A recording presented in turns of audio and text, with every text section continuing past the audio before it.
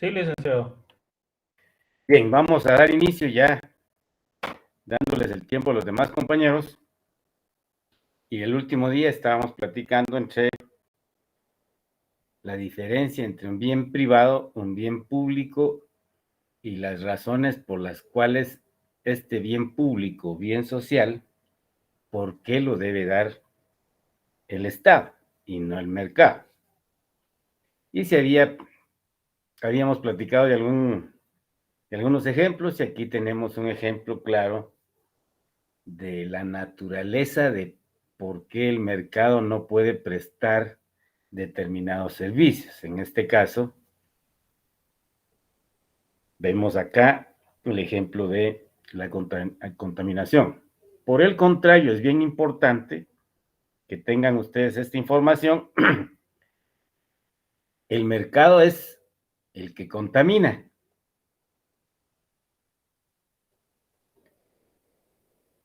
Y cuando se inició el problema del cambio climático, también se discutió mucho la parte fiscal que permitiera que el gobierno, como representante del Estado, pudiera enfrentar esos efectos.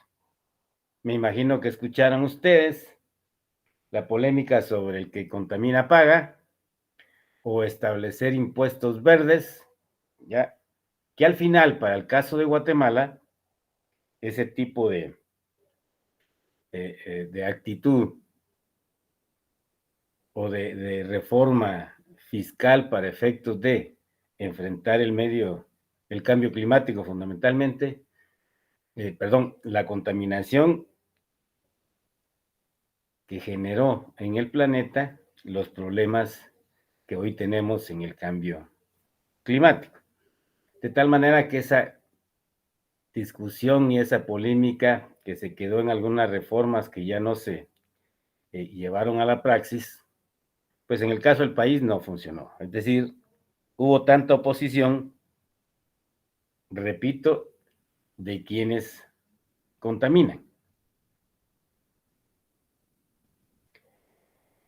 Con esto creo que nos queda muy claro por qué el mercado no puede o no le interesa un bien, producir un bien público, ¿no? Lo que sí hizo el mercado fue poner a disposición la tecnología que permitiera de alguna manera, en el caso de los desechos sólidos y líquidos, poder controlar esa parte a través de las plantas de tratamiento de desechos. Entonces lo saca al mercado para que pudieran el ente responsable, que en este caso son los gobiernos, atender ese aspecto. Pero me interesa que la esencia de la diferencia, como indicábamos el otro día, el principio de exclusividad que hay entre el bien privado y el bien público. Solicito el acompañamiento de algún colega que me auxilie con la lectura, por favor.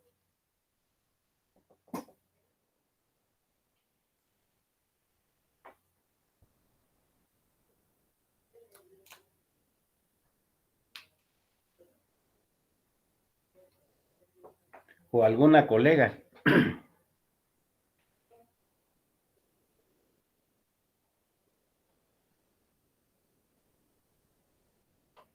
Voy yo, Gracias.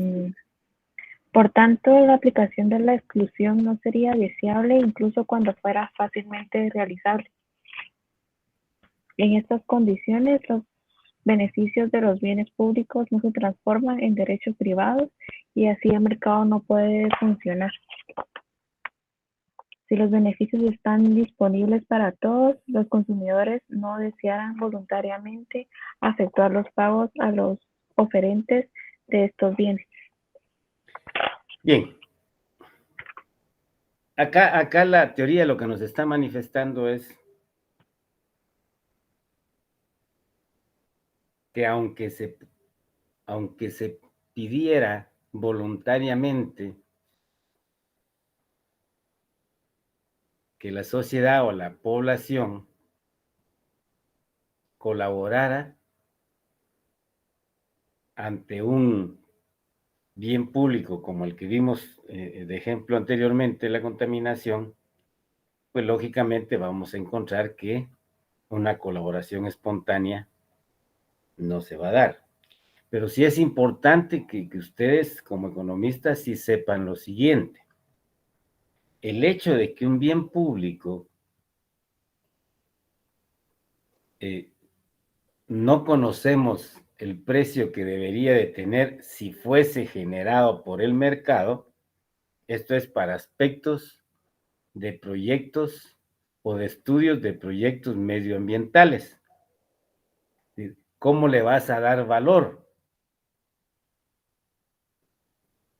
Por ejemplo, si alguno de ustedes vive en un lugar donde tiene una vista de la naturaleza preciosa, ¿sí? Si llegaran a preguntarte cuánto estarías dispuesto a colaborar para que se mantuviera ese recurso natural que te da, que permite un momento de paz o de relajación o de meditación, cuando tú lo ves, ese es el tipo de mecanismo que se usa. Si, mire, usted no va a pagar, pero si acaso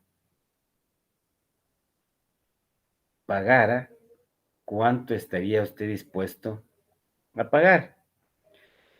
Este tipo de encuesta, repito, es para ver realmente la disposición y poder cuantificar el valor que ese paisaje, que ese recurso natural le da a esa población que vive en ese sector y que tiene el privilegio de tener esa vista, ¿ok?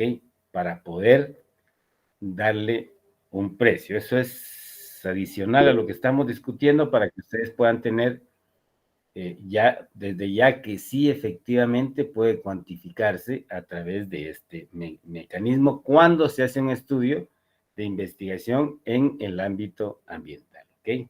Lico, una pregunta. Diga.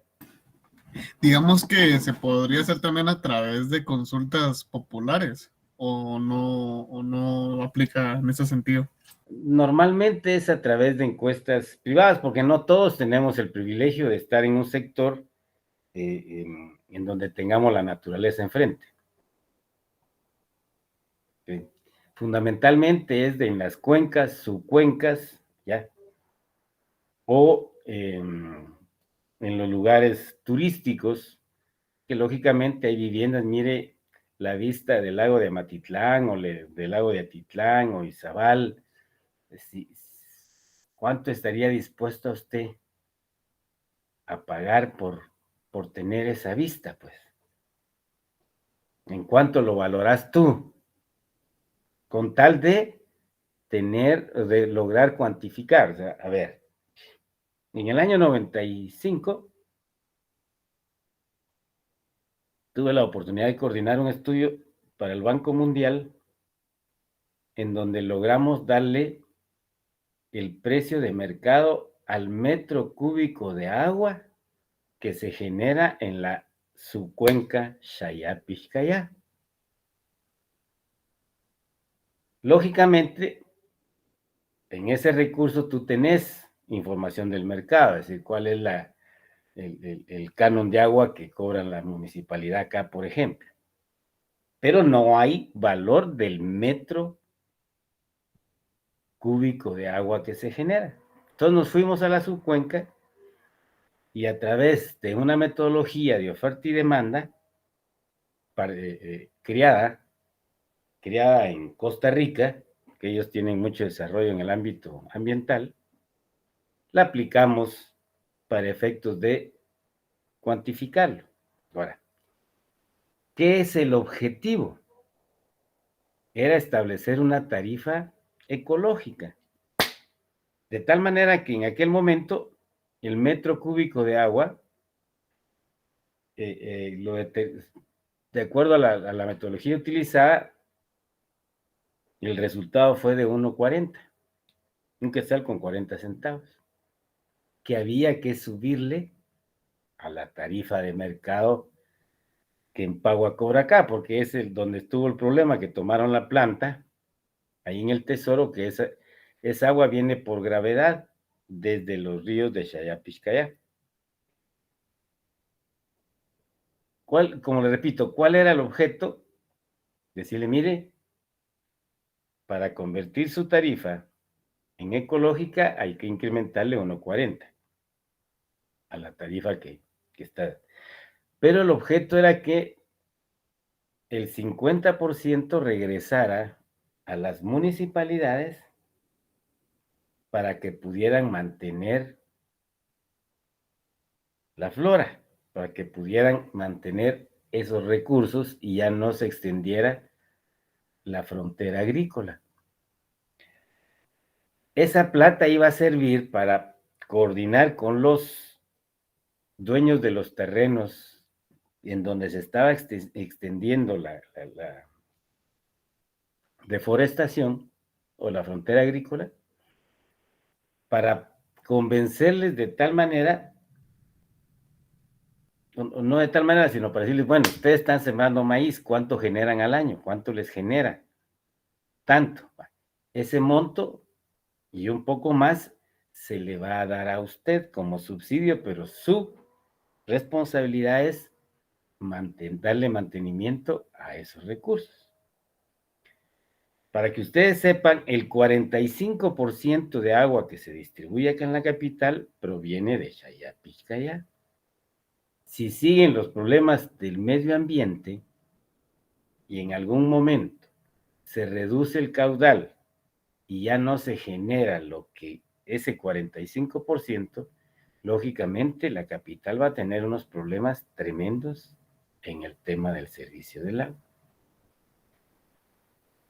Como para darles un ejemplo de los mecanismos que se van buscando, de las metodologías que se han ido desarrollando con tal de hacer esa evaluación de impacto ambiental, que en algún momento de tu vida lo vas a hacer.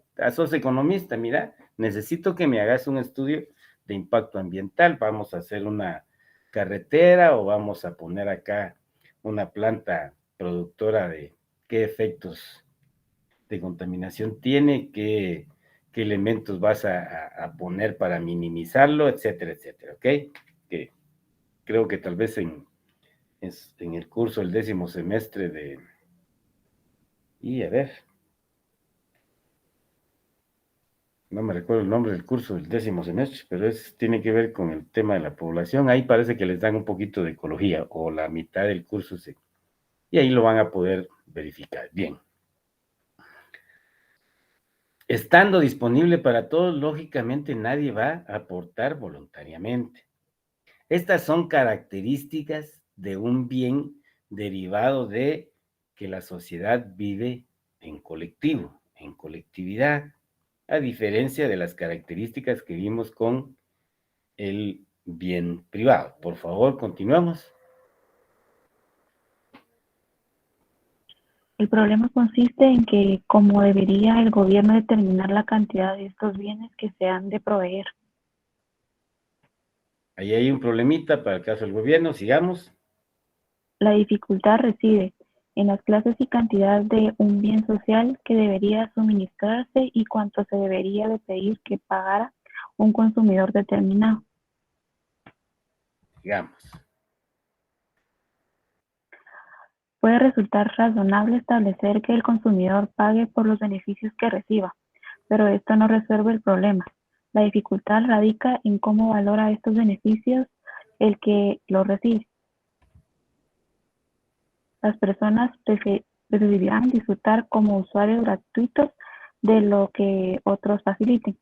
Bien. Acá está la teoría diciéndonos por qué razones el mercado no lo puede producir. Porque estando disponible para todos, lógicamente, nadie va a querer aportarlo, pero ahí la teoría plantea determinadas dificultades para que el gobierno pueda determinar al final, una vez la sociedad en su propio desarrollo genera otras necesidades colectivas, jamás el mercado va a poder prestar esas necesidades colectivas. Van a ser nuevas funciones que se le van a asignar al gobierno. Entonces, por ejemplo, en el tema de la seguridad, que es una función absoluta que ustedes saben desde qué siglo viene, en esa línea se generaron otros aspectos que desde que se puso esa función de seguridad, pues no existía.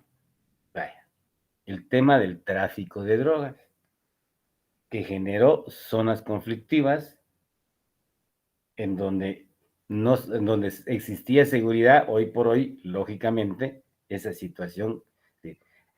Esto, producto de una actividad ilícita que está afectando a más de una persona en determinados sectores de un país. Por lo tanto, ¿quién es el responsable? Una nueva función dentro del marco de la seguridad. Y si efectivamente se llegase a legalizar esa actividad, derivado de la legalización de esa actividad, el uso o consumo de ese tipo de drogas va a generar problemas en la salud pública. ¿Por qué? Porque ¿quién va a atender a estas personas que empiecen a padecer problemas derivados del consumo masivo de ese tipo de drogas? Otra función que no tenía el gobierno, que la debe de tener el gobierno. ¿Ok? Esto, cuando vimos que el propio desarrollo económico era una presión para incrementar el gasto público. Si estoy hablando de esto acá con el objeto de que entendamos la naturaleza de esas funciones que van surgiendo derivado del desarrollo de las sociedades, de este tipo de actividades que empiezan siendo ilegales y que al final, cuando la acumulación de quienes acumulan y se dedican a ese trasiego, o la decisión política de los países mayores consumidores en legalizar el tema, ¿quién va a pagar? Como por ejemplo, la contaminación genera problemas en salud. Y aparte de que tenés como gobierno que enfrentar cómo mitigar los problemas ambientales, bueno, tenés que atender a la población que está siendo contaminada derivado a que no hay control o no hay una exigencia legal para que el mercado pueda producir con menos contaminación, ¿ok? Pues vayan viendo cómo es que se generan esas presiones para el gasto público, para el gobierno, con nuevas funciones y lógicamente te obliga a revisar tu sistema tributario. Adicionalmente, lo que hemos visto como efecto número uno del modelo económico aplicado desde finales de los 80, particularmente los 90 en adelante, ¿sí? Es el deterioro, cómo se busca deteriorar esas funciones que ya se le asignaron, pero aquellas que para el mercado tienen el incentivo de que pueden ser muy rentables. Y se inició con el proceso de privatización luego de deteriorar esos servicios, como está sucediendo con el tema de la educación, con el tema de la infraestructura, que son los dos elementos en este momento que sobresalen en cuanto a quererlos tomar por parte del mercado o proveer por parte del mercado. Lógicamente hay posiciones distintas, pero lo que vamos a estudiar acá te va a permitir emitir un juicio o tener la conciencia en dónde debería estar ese tipo de servicios. ¿Ok? Sigamos. Es necesaria una técnica diferente por la que puedan determinarse las ofertas de bienes sociales y la asignación de su coste. En esta situación, el proceso político entra en escena como sustituto del mecanismo de mercado. Bien, aquí se preguntarán ustedes, bueno, ¿qué tiene que ver acá el tema del aspecto político o del sistema político? Pues este sistema político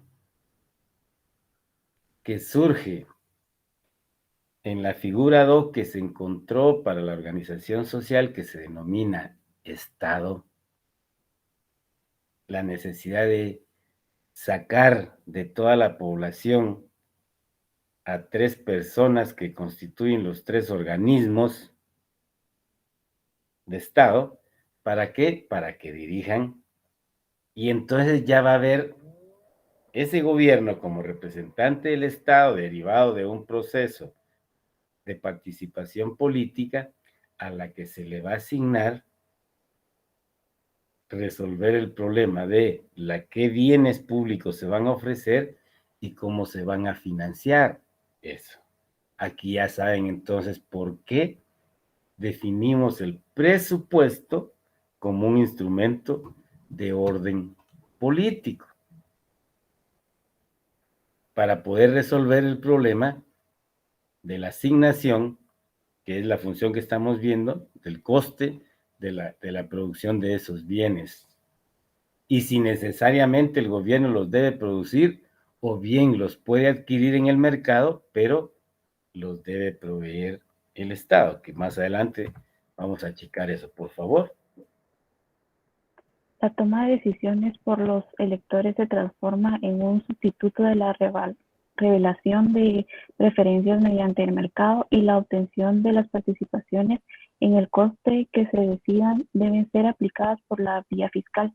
Bien, aquí, como repito, tiene muchísima importancia el tema y ahora comprendemos por qué es una función fiscal la función de asignación, porque nos resuelve el problema de quién debe o quién debería proveer esos bienes. Ok, estamos claros que surge de la colectividad, es una necesidad que surge de vivir en colectividad y por lo tanto lo debe prestar la economía pública. Pero para poderla prestar, ese coste que se da a través de la asignación presupuestaria, ¿de dónde va a salir? Entonces, te da un problemita, una discusión en el ámbito eminentemente fiscal. Sigamos. La provisión pública de los bienes sociales no necesariamente deben ser generados por la producción pública, ya que muy bien pueden ser generados por la producción privada, comprarla el gobierno y luego proveer esos servicios o bienes sociales. Bien, la misma teoría nos está indicando, ¿sí? No había necesidad de privatizar, pero bueno, ¿por qué? Porque muy bien pudo haberse concesionado que dieran ese servicio, pero que el gobierno, una empresa gubernamental, lo provea, precisamente para poder lograr aquellos rendimientos decrecientes. Porque el gobierno, lógicamente, va a concesionar el servicio de la telefónica, pero no va a dejar tan libre y que no pueda haber un contrapeso a ese lucro desmedido que se da en el mercado.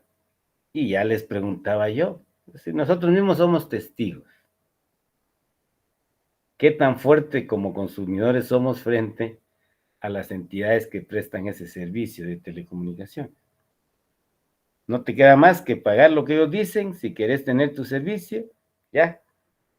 Y yo te sujetas al prepago, a la tarjetita, comprar los tiempos, Y ahí te vas dando cuenta de que de repente compraste para 30 minutos y resulta que se te acabó en 10, en 15. ¿Quién tiene que, tristemente, el haber privatizado y el haber concesionado de una vez todo, perdón, vendido todo al gobierno a través de esa Secretaría de Telecomunicaciones, que es más secretaría de estos dos proveedores que en defensa del consumidor? De tal manera que muy diferente es que si vas a concesionar, tenés que guiarte por esta política. ¿Me explico? Que es la que adoptó Costa Rica, porque allá sí constitucionalmente el gobierno es el que debe prestar los servicios esenciales. Entonces no podían venderlos, pues aunque hubiesen querido venderlos, no pueden hacerlo a no ser que hagan una Asamblea Nacional Constituyente y modifiquen la Constitución. Bien, pero te queda claro, no necesariamente los bienes sociales o públicos deben de ser producidos por el gobierno. Pueden ser producidos por el mercado, el gobierno comprarlo y luego proveer esos servicios o bienes sociales. ¿Qué ejemplo tenemos de una producción privada? Tenés el ejemplo de la energía. La energía tiene un subsidio. Compra el gobierno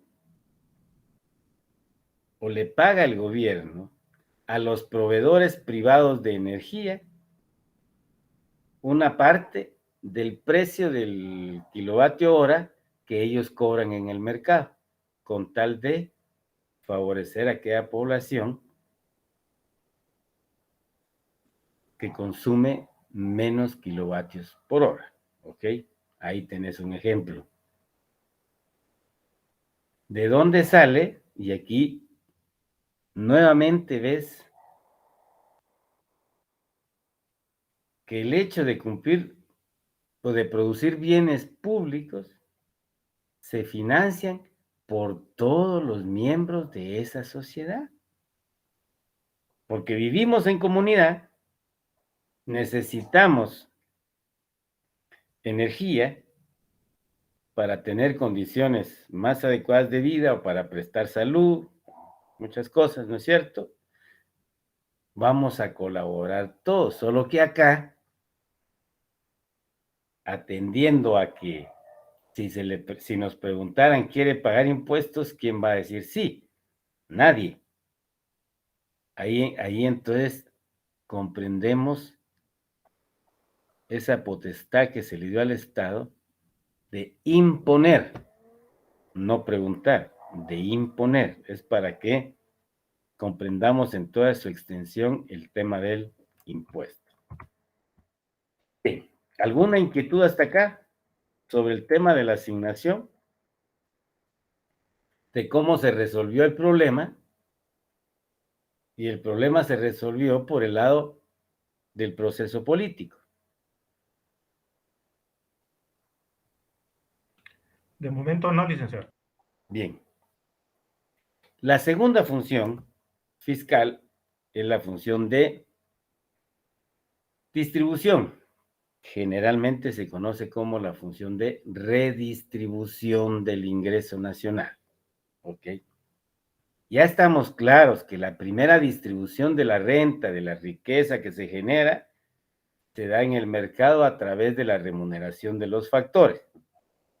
Que precisamente ese mercado no es un buen distribuidor, porque está guiado por el tema del lucro. Y siendo su principio guía la rentabilidad, el lucro, todo empresario está interesado en minimizar sus costos. Y lógicamente ahí está la gran falla. ¿Por qué? Porque en la remuneración al factor trabajo no se le remunera el tiempo socialmente necesario que el trabajador invierte ahí para producir lo que produce en cada una de en el mercado, en términos generales, ¿ok? De tal manera que había necesidad de poner, y aquí va a salir eso concretamente, ya dentro de la teoría, la discusión sobre el salario mínimo, que tiene que ver con el tema de la redistribución, adicionalmente a la satisfacción de aquellas necesidades colectivas o públicas. ¿Ok? Sigamos, por favor. Actualmente la cuestión de la distribución es un foco de controversia en el debate presupuestario. En particular, juega un papel clave para determinar las políticas de impuestos y transferencias. Los determinantes de la distribución, en ausencia de medidas de política para ajustar la distribución, el reparto de la renta y la riqueza depende, en primer lugar, de la distribución de las dotaciones de los factores, incluyendo las capacidades individuales de generar ingresos y la propiedad de la riqueza acumulada o heredada. Bien. Les decía que causó polémica el tema de la distribución de la renta, fundamentalmente.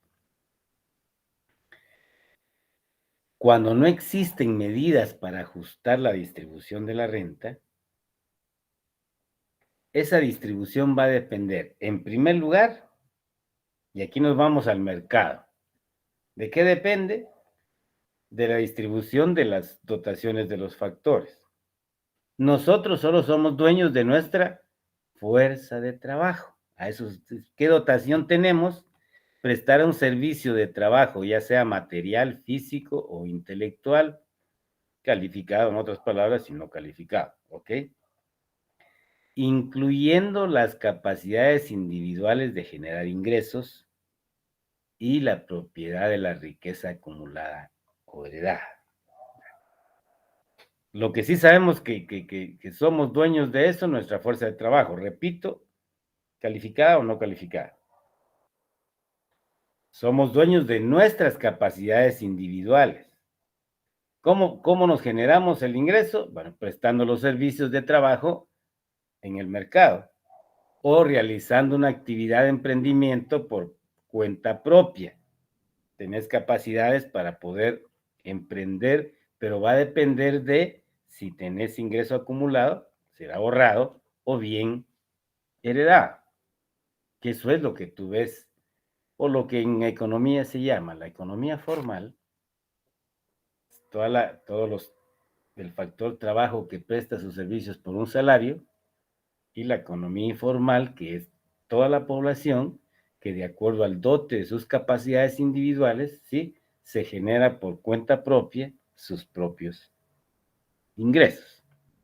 Y lo que puedas tener, que recibas por herencia o porque ya tenés tiempo de estar en el mercado independientemente en la economía formal o informal y ya tenés un nivel de ahorro o de acumulación de capital. Entonces, es importante que tengamos claro cuáles son los determinantes de la distribución. La primera distribución que se da en el mercado, ¿ok? Digamos. La distribución de la renta basada en estas dotaciones de factores está determinada por el proceso de fijación de precios de los factores en un mercado competitivo. Establece la redistribución de los factores igualándola al valor de la productividad marginal. Bien. Aquí nos está diciendo claramente la teoría que la forma en que se distribuye la renta es a través de el precio de los factores, la remuneración de los factores de producción. Ojo, en un mercado competitivo.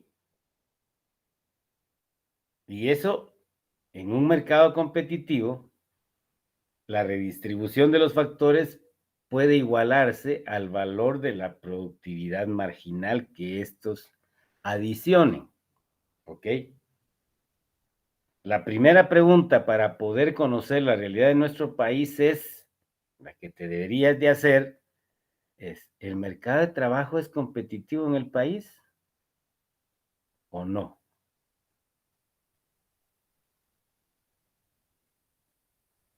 ¿Cómo está organizado el mercado de trabajo? ¿Lo llevaste en qué? En microeconomía 3, ¿no es cierto? ¿O 2? ¿Te recuerdas que ahí viste el mercado de trabajo?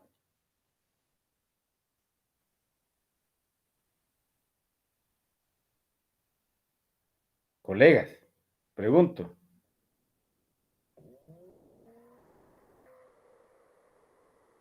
Sí, licenciado.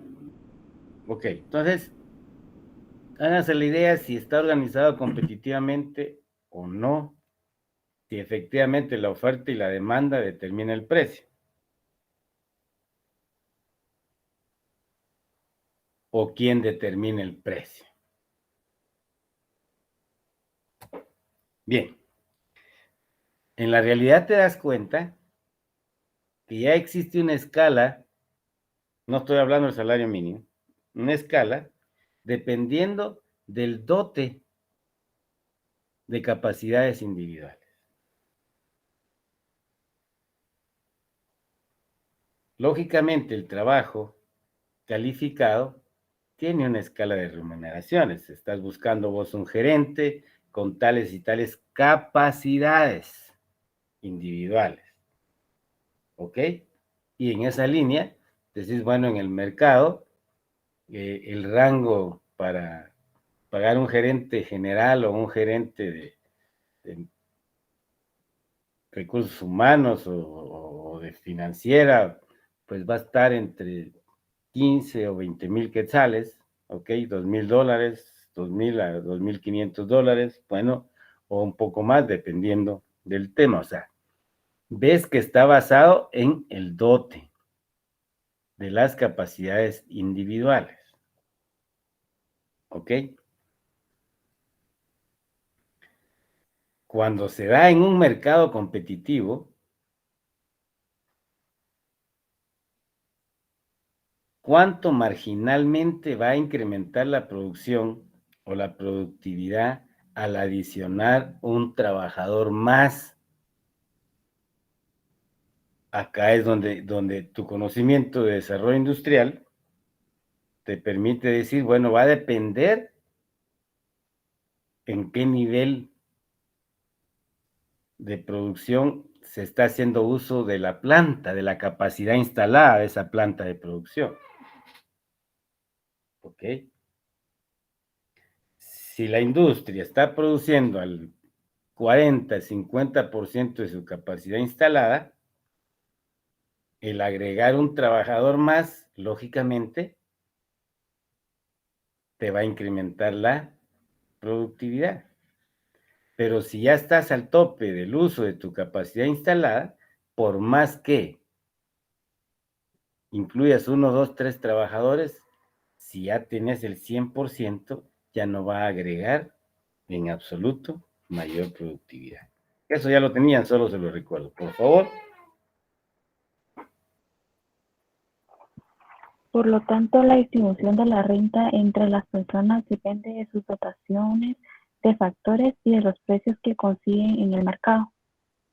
Ok, ya en el mercado hay determinados precios dependiendo de la calificación del trabajo de que se trate y también va a depender de la dotación de factores. Si tú nunca has tenido o no tienes capacidades para conducir un camión, lógicamente, o un tráiler, no te van a dar ese trabajo porque no tienes esa capacidad. Tienes que buscar conducir un vehículo menor, pues, solo para fines de ejemplo, ¿ok? Digamos.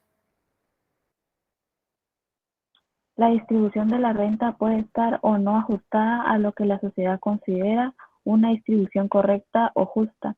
Es necesario hacer una distinción entre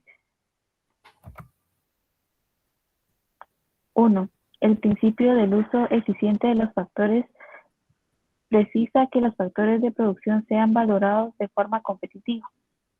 Bien, veamos esta parte. Aquí lo que nos está diciendo la teoría es que hay una falla porque no hay mercados competitivos. Hablo del mercado de trabajo, ¿ok? Y lógicamente, esa primera distribución puede estar o no puede estar ajustada a lo que la sociedad considera una distribución correcta, justa. Por lo tanto, es necesario tener clara la diferencia entre el principio de uso eficiente de los factores requiere que exista un mercado competitivo en la valoración de esos factores de producción. Fundamental, ¿ok? 1. Y 2, por favor. La proposición de que la distribución de la renta entre las familias debería quedar fijada por el proceso de mercado. Y 2, una vez comprendemos si existe un mercado competitivo, la distribución de esa renta, lógicamente, va a quedar en manos del proceso de mercado. Y hoy por hoy, repito, esa primera distribución, la original, que se da a través de la remuneración de los factores, tomando como base el dote de capacidades individuales y el precio que está fijado en el mercado. ¿Ok? Ahí no tenemos, es decir, es muy comprensible esa primera distribución. Veamos qué nos dice la teoría sobre estos dos principios. El primer principio es una regla económica que debe de observarse para alcanzar una utilización eficiente de los recursos, tanto de una economía de mercado como de una economía planificada. Como ven, para los dos sistemas que conocemos o los dos modos de producción que conocemos, el socialista y el capitalista, el primer principio que debe basarse en un mercado competitivo, ¿sí? Y la pregunta acá pueden hacerla ustedes, bueno, ¿cómo en un país socialista si ahí no hay mercado?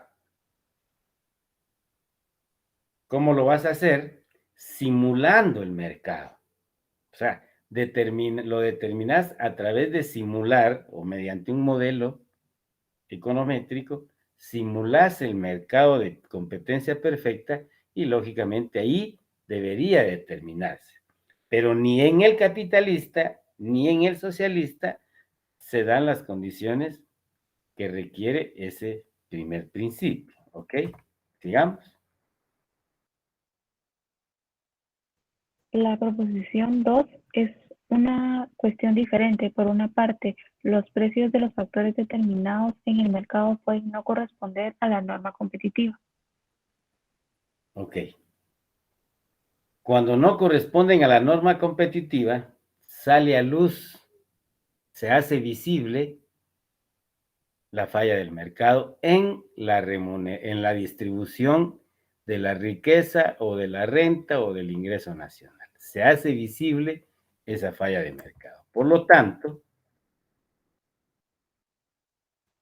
Pero incluso si todos los precios de los factores, incluyendo salarios y otras contraprestaciones de servicios personales, estuvieran determinados de forma competitiva, la pauta de distribución resultante pudiera no resultar aceptable. socialmente hablando, ¿ok? Socialmente hablando, a pesar de que hubieran un mercado competitivo y hubieran contraprestaciones determinados de forma competitiva, podría, ojo, podría no haber una equitativa distribución de la riqueza, a pesar de ello, perdón, de la renta, entre los factores. Sigamos. La distribución mediante el mercado supone un grado sustancial de desigualdad, especialmente en la distribución de la renta del capital, y aunque los puntos de vista acerca de la justicia tributaria difieren, la mayor parte coincidiría en la necesidad de algún ajuste, aunque solo fuera establecer un nivel mínimo en el extremo inferior de la escala. Bien. Aquí es donde tenemos la base teórica de la existencia de ese nivel mínimo, de ese salario mínimo. La práctica nos dice que hay una falla de mercado en la distribución de la renta. Y eso genera grandes desigualdades. Ha generado y seguirá generando grandes desigualdades.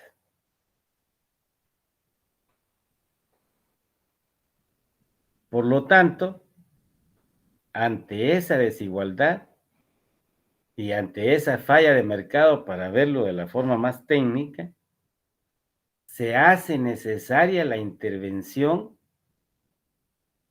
de alguien, en este caso,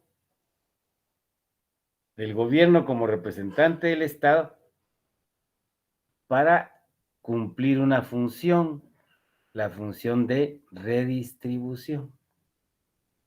Ojo, esto ya te permite ver una posición diferente a posiblemente la que has escuchado, que sustenta la teoría individualista, la teoría subjetiva, no a la intervención del Estado. Imagínate si no hubiese intervención, aún en el extremo o en la cola de una escala de salarios, ¿sí? ¿Quién te garantiza que los trabajadores puedan tener o puedan sobrevivir? Ya lo dijimos, saliendo de la capital, en los municipios del departamento de Guatemala, no se cumple con el pago del salario mínimo. Por lo tanto, estás condenando a esa población que no se le pague el salario mínimo a nunca poder atender las necesidades vitales, a pesar de que el mismo salario mínimo está por debajo del coste de la canasta alimentaria. ¿Ok? ¿Y qué significa eso? Significa que la oferta de trabajo que está en el mercado de factores en este momento es una población que recurrentemente tiene problemas de salud, precisamente porque a sus papás, a sus abuelos, tampoco les pagaban ese mínimo que se hace necesario. Y por lo tanto, comprendemos ahora los resultados que se tienen en los indicadores de pobreza y extrema pobreza en este bendito país. Entonces, ese sector, ojo, ese sector, pues va a necesitar de otro bien público que le pueda atender en esos problemas de su salud. Pero para poderlo proveer, ya vimos, ya sea que lo produzca el Estado o lo adquiera, lo compre en el mercado, pero lo provea el Estado.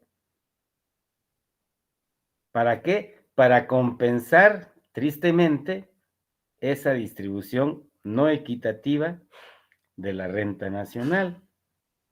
Porque eso genera, repito, esas grandes desigualdades y si el mínimo no permite o no se hace efectivo y se cumple lo que la ley dice que debe de cumplirse en el salario mínimo, pues lo que estás haciendo es incrementando el nivel de pobreza y como consecuencia la demanda de otros servicios como el caso de salud.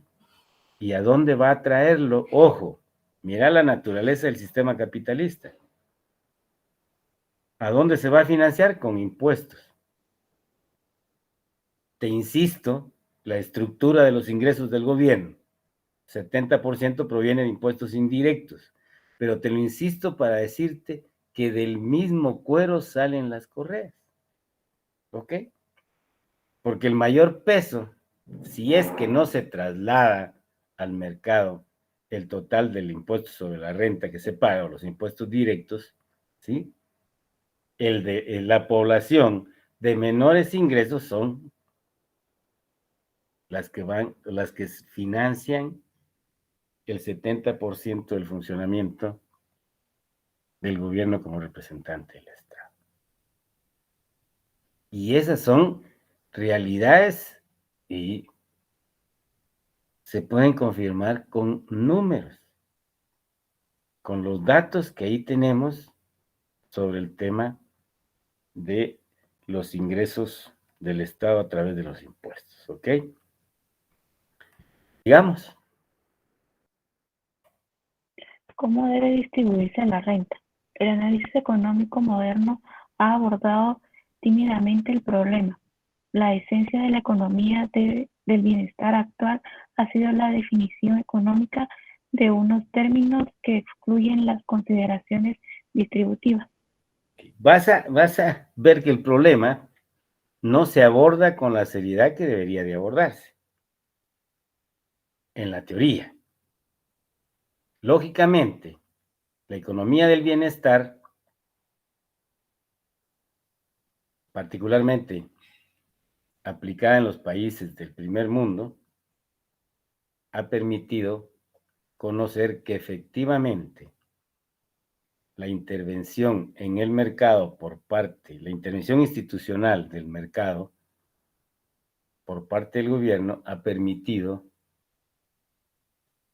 no tener una distribución totalmente equitativa, pero ha permitido crear las condiciones a través de ese mínimo, aunque sea en la cola, para poder tener una población sana, que eso es lo que esa parte debería ser política preventiva, porque en la medida que tengas una población sana, te va a requerir menos o te va a demandar menos servicios en salud pública. Que en ese caso los ejemplos más claros, concretos, los tenemos en aquellos países con indicadores sociales altos y dentro de esos países socialistas. Si no, vean los indicadores que tiene Cuba, independientemente de todo lo que pueda comprenderse de la forma como está organizada esa sociedad. ¿Ok? Sigamos. Se afirma que un cambio en las condiciones económicas es eficiente si y solo si la posición de algunas personas, llamémosle A, se mejora sin que ninguna otra, incluyendo B y C, empeore. Pareto. Este es el principio de Pareto, ¿sí? Cuando se buscan cambios en las condiciones económicas, lógicamente esos cambios van a ser más eficientes en la medida que todos ganen y que las condiciones de vida de unas personas no sea a costa ni de otras personas. Principio de Pareto. ¿Qué pasa en un modo de producción como el nuestro? ¿Qué pasa cuando esa falla de mercado es profunda en la remuneración de factores? Ese principio de lucro, lógicamente, permite a que alguien acumule, pero si no está pagando ni siquiera el mínimo, ojo, no estás dentro del principio de Pareto. Por lo tanto, la institucionalidad debe ser fuerte, la intervención debe ser fuerte, fuerte en el sentido de que se aplique la ley. Ahora comprendes, o cuando nosotros analizamos el modo de producción o el tema impositivo o el tema de la intervención de la economía pública para garantizar una mayor eficiencia en el mercado frente al principio de rentabilidad o al principio de lucro, o dentro de la estructura de poder, que ahí es donde te hablo yo cuando te digo, mira, haciendo uso de la economía política. La economía política no es otra cosa más que vos analices un fenómeno, pero dentro de la estructura de poder, para que tengas la foto real. Si no vas a tener una foto subjetiva, si no lo haces dentro de ese contexto de poder, ¿ok? Entonces, es lógico que aquella persona que no cumple con la ley y paga el salario mínimo, va a acumular más, pero a costillas de afectando a el factor trabajo. Y te pregunto, ¿es comunismo eso? ¿Es socialismo eso? Es decir, que te tachen de socialista porque estás explicando un fenómeno dentro de la estructura real del modo de producción. Que ya no puedas expresar tu pensamiento dentro de esa estructura porque te van a poner un sobrenombre, pues no. Realmente, en mi opinión, no, es que la realidad, el reto de las personas que van a dirigir un Estado es cumplir con la ley y el orden. Si cumplís y haces que se cumpla la ley tal cual está plasmada en ese logo de la justicia, ¿sí? Ciega, que no tiene preferencias para ninguno ni para otro lado, en ese momento, lógicamente va a ser más eficiente el mercado, tanto de factores como de bienes y servicios. En la medida que dentro de ese contexto de poder se siga con un modo de producción más mercantilista que capitalista, en esa medida se van a profundizar los problemas, ojo, que al final, si vos ves, es el objetivo de esa estructura de poder, que se agudicen los problemas, porque el responsable de todos esos problemas no es esa estructura de poder. Para ellos, va a ser el gobierno, que no hace uso eficiente de los recursos que recauda y no atiende bien, etcétera, etcétera, etcétera. Pero nosotros, como estudiosos de la economía, como conocedores de un sistema económico, lógicamente tenemos la obligación como profesionales de comprender la economía en su realidad. Por supuesto que va a depender de tu forma de ver, de tu cosmovisión. ¿A ti te parece que el mundo o la sociedad siga en esa línea porque que es la parte de la subjetividad? Perfecto, es tu forma de ver el mundo y tienes todo el derecho de plantearlo de esa forma, ¿ya? En el caso de la función pública de dar educación superior, en este caso yo no me quedaría muy tranquilo conmigo mismo si te dijera, no, el mercado es competitivo y esa es la distribución que debe mantenerse y ahí se va. No, aquí tenés las dos versiones, la parte de la subjetividad que busca seguir con esas condiciones y la parte de aplicar la teoría a la práctica y poder ver cómo está funcionando ese fenómeno, ¿ok? Por lo tanto, el principio de Pareto, en mercados de factores como los nuestros, no tiene ninguna aplicación, no se cumple. ¿Por qué? Porque la realidad es otra, ¿ok? Digamos. La respuesta a la cuestión de la distribución justa entraña consideraciones de filosofía social y juicios de valor. Aquí la teoría nos va a poner otros aspectos, ojo, que te van a permitir saber cuál es tu cosmovisión como persona y bueno, ahora como economista, vas a tener el sustento que la teoría ha encontrado en aspectos filosóficos, en temas de valores o principios que permiten darle respuesta a ese mercantilismo, ¿ok? En el mercado de factores, sigamos. Los filósofos han considerado diversas respuestas, incluyendo el punto de vista de que las personas tienen derecho a los frutos o beneficios que se deriven de sus dotes personales, que la distribución debe ordenarse de forma que se maximice la felicidad o la satisfacción total, y la distribución cumpla con unos estándares de equidad que en el caso límite pueden ser igualitarios. Ok. Mira, la igualdad te la está poniendo en el límite, pero es bien importante. ¿Qué nos proponen los filósofos? Se sustentan, o sea, no se sustentan en ideas.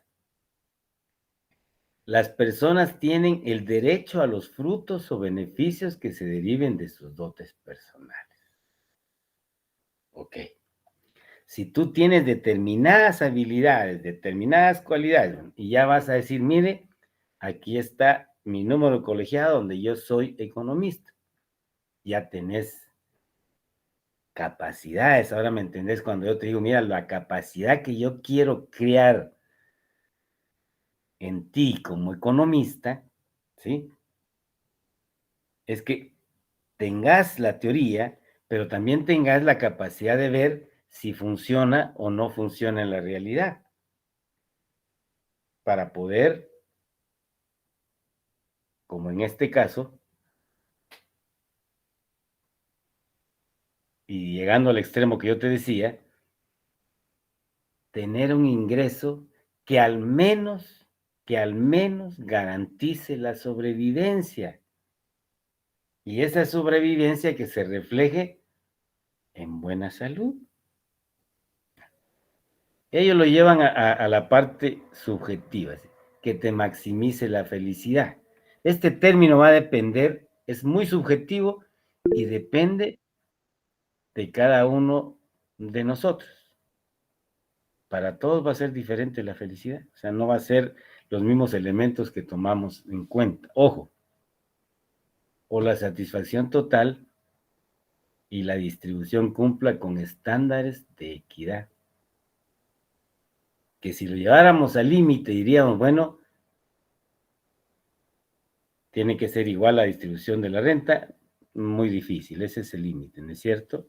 Pero dice, bueno, respóndanse ustedes mismos, ¿qué es felicidad para ustedes? De acuerdo a tu cosmovisión, bueno, ¿qué nivel de ingreso necesitarías como mínimo? ¿Ya? Cuando yo te dije al menos que te garantice estar sano, salud, si vos tenés, si yo tengo salud, si ustedes tienen salud, lo demás viene por sí solo. Voy a poder, si no tengo calificación, voy a estar físicamente preparado para hacer trabajos fuertes, materiales, ¿ya? Y si estoy bien de salud, puedo trabajar 8 horas aquí, me voy a trabajar 4 horas en otro lado y ya puedo generarme un ingreso, ¿ok? Si alguien dice, bueno, no, es la pura materialidad, perfecto, esa materialidad, lógicamente le vas a adquirir a través de el ingreso. Entonces, sobre esa base filosófica, en el sentido de cómo te sentís bien, ponete en el otro lado, qué nivel de ingreso me permitiría estar bien. Ahí viene lo subjetivo, ¿va? ¿Qué es estar bien? ¿Ya? Ahí se lo dejo a ustedes. En mi caso, ya les dije, una vez te permita tener y estar saludable a ti y a tu familia, lógicamente lo demás viene por añadidura. Pero bueno, esa es una posición, ¿ok? Subjetiva. Derivado de esta posición de los filósofos, surge una serie de alternativas o de instrumentos en el ámbito fiscal que tenemos que conocer para poder intervenir en ese mercado que no es competitivo y lograr no una igualdad en la distribución, que es el límite, sino en realizar una redistribución que permita lo que acabamos de hablar, que te sientas bien, que estés bien, ¿ok? Que estés sano. Sigamos. Los instrumentos fiscales de la política de distribución. Un esquema de impuestos transferencia que combina la imposición progresiva de la renta de las familias con ingresos superiores con una subvención a las de menor renta. Bueno, por el lado de los impuestos, la teoría nos pone esta alternativa. Crear un sistema de impuestos progresivos, lógicamente, en una estructura progresiva de impuestos, los de mayores rentas van a aportar más. Y como consecuencia, este fue el sustento, ojo, el sustento de la política fiscal, del modo o de la organización de las sociedades de economía del bienestar. Es decir, las sociedades europeas llegaron a ese nivel de vida sustentadas en una base impositiva eminentemente progresiva y lógicamente acá el de mayores rentas va a pagar más y al tener un ingreso mayor derivado de una estructura impositiva progresiva, subsidiar, subvencionar a aquellos sectores de la población con menor renta, con el salario mínimo, pues, ¿ok? Tipo transferencia. Acá encontramos la base de todos los programas y los que puedan inventarse dentro de la política de asistencia social.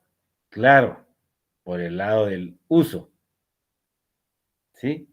Y aquellos países que puedan o que tengan una cultura impositiva, no meramente mercantilista, sino aunada a un mercado competitivo, lógicamente, pueden tener una estructura impositiva progresiva y puedan aplicar este instrumento que la teoría nos está proveyendo. Sigamos.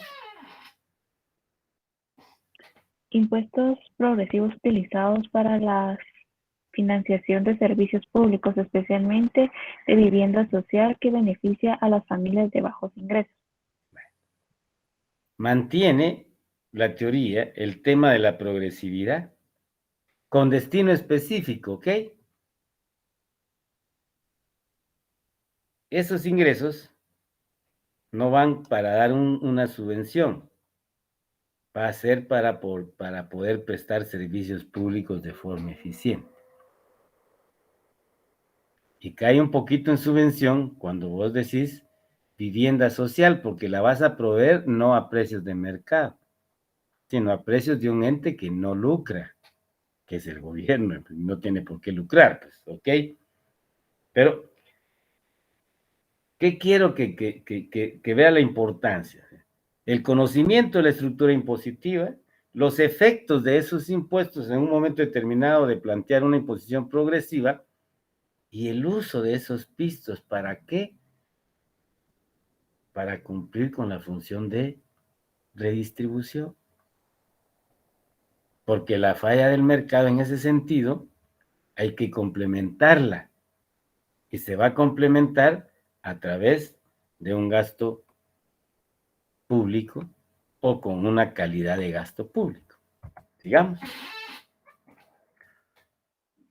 Una combinación de impuestos sobre los bienes adquiridos mayoritariamente por los consumidores de ingresos elevados, junto con una serie de subvenciones a otros productos que son utilizados principalmente por los consumidores de renta baja. Bien. Acá lo que nos está proponiendo la teoría es la canasta de consumo de las de mayor ingreso incluye bienes que se denominan suntuarios.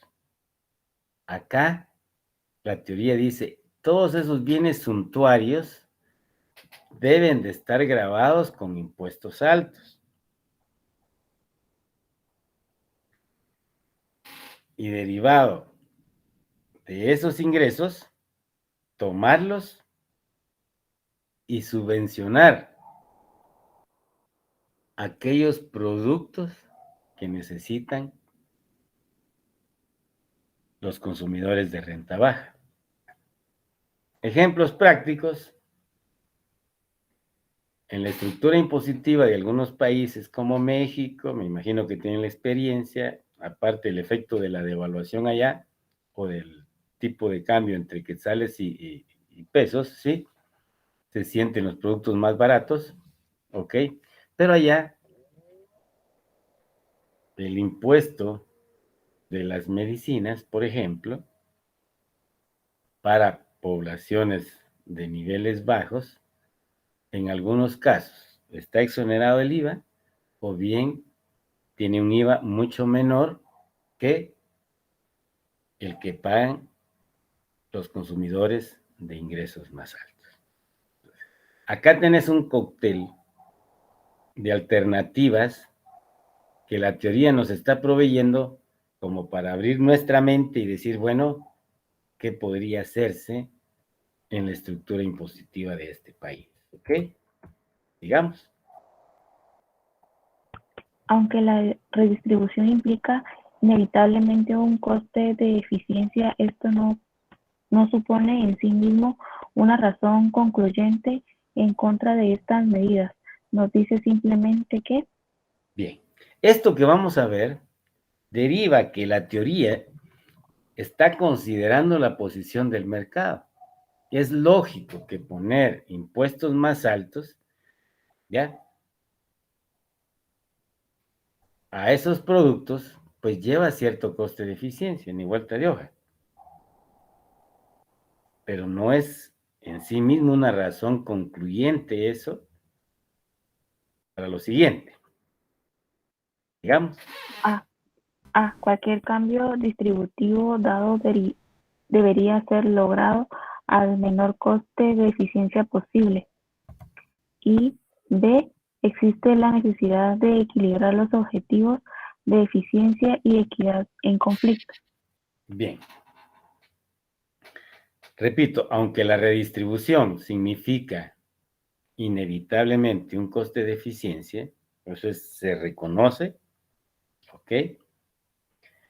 Esto nos dice fundamentalmente que debe de buscarse el menor coste de eficiencia posible, ¿ok? O sea, ¿qué medida, qué alternativa de solución en la estructura fiscal nos permite menos o un coste menor en eficiencia? Porque lógicamente hay que equilibrar la eficiencia versus la equidad. Es decir, la oferta o el productor va a ser eficiente y va a producir al menor coste posible, ojo, pero si es a costillas de los sueldos y salarios de miseria que paguen, lógicamente hay conflicto con la equidad.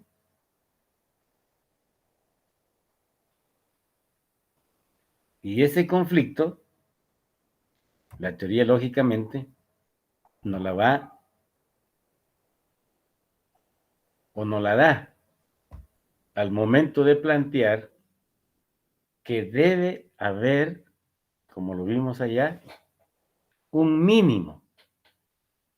Y ese mínimo, cuando hablamos de la distribución de la renta, ojo, y ese mínimo es lo que se conoce como salario mínimo. Estás haciendo un equilibrio entre la eficiencia y la equidad. Aunque realmente en los mercados como los nuestros, que no son eficientes, ojo, esta ya es posición de la cátedra, ¿sí? Aquí la necesidad de equilibrar es el lucro eficiente versus la inequidad, versus ese lucro ineficiente sustentado en salarios bajos. Ojo, pero eso es lo que me está dando a mí la realidad.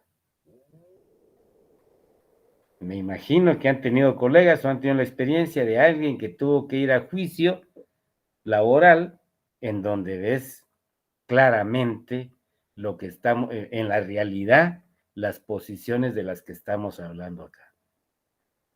¿Ok? Queriendo hacer valer ese poder hasta en la aplicación de la justicia y tener la realidad. Pero de veras, procesos laborales, hay unas posiciones que uno dice, ala. Y entonces entendés y te van a decir, mire, el mercado no tiene corazón, ¿va? Aquí, si yo no gano lo que quiero ganar, agradezcan que se les da empleo, carajo. Ojo, esa es la realidad. Hoy acá conocimos una función de redistribución con algunas alternativas que nos está dando la teoría, como para que nosotros como economistas, una vez evaluemos y conozcamos el esquema impositivo que hay, podamos dar nuestra asesoría en qué sentido o qué medida debería de aplicarse. ¿Ok? En la parte del mercado de factores, lógicamente, en esas discusiones dijeron, no, aquí hay necesidad de ponerle un freno a ese lucro excesivo, el salario mínimo. Que repito, en muchas realidades, ese salario mínimo no se cumple en todas las áreas geográficas de un bendito país. Bien, continuamos el miércoles con la siguiente función, que es la función de estabilización, que sería la tercera función, colegas, que vamos a ver, y esas serían fundamentalmente las tres funciones esenciales fiscales. Y si ves, cada vez que abordamos una, vamos a abordar un montón de aspectos que incluye esas funciones. ¿Ok? Bien, muchas gracias por su atención.